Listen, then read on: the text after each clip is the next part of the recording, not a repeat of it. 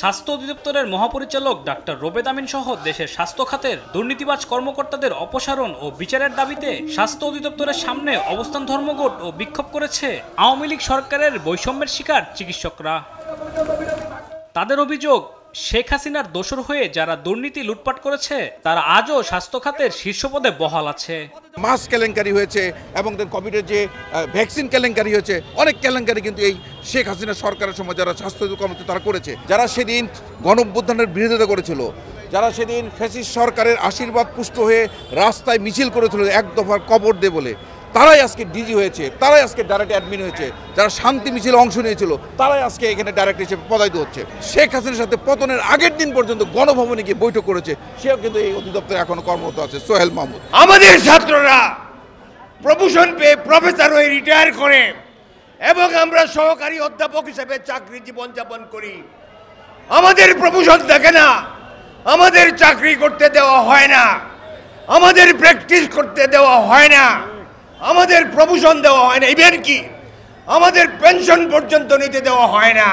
আপনি রুমি দেবেনের মতো একটা ভদ্র ছেলেকে আপনি ডিজি বানিয়েছেন, অথচ তার ইতিহাসটা আপনি দেখেন নাই।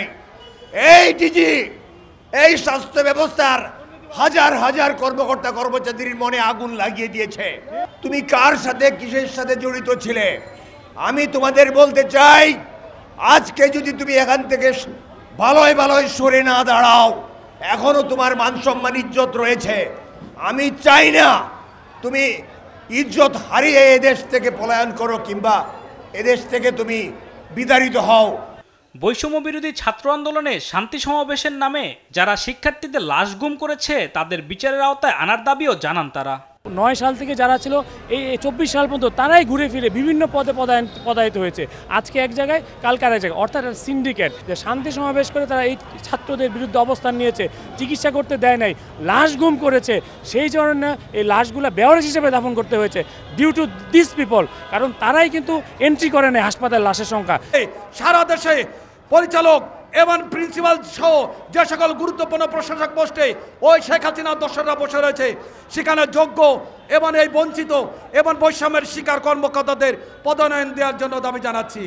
আমরা বিগত দিনে যারা এই ছাত্রদেরকে চিকিৎসার দিতে দেয়নি, যারা শান্তি সমাবেশে অংশগ্রহণ করেছে, তাদের রেজিস্ট্রেশন বাতিল দাবি করছি, তাদেরকে অবিলম্বে বিচারের আওতার জন্য দাবি করছি। আমাদের প্রশ্ন একটাই, রোবেদ আমিন এবং ফজলে রাব্বি ছাড়া কি বাংলাদেশে ডিজি এবং পরিচালক প্রশাসন হওয়ার মতো কোনো লোক নাই?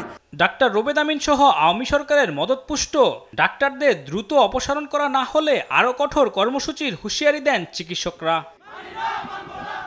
আলিমুজ্জামান সাফওয়ান, দেশ টিভি, ঢাকা।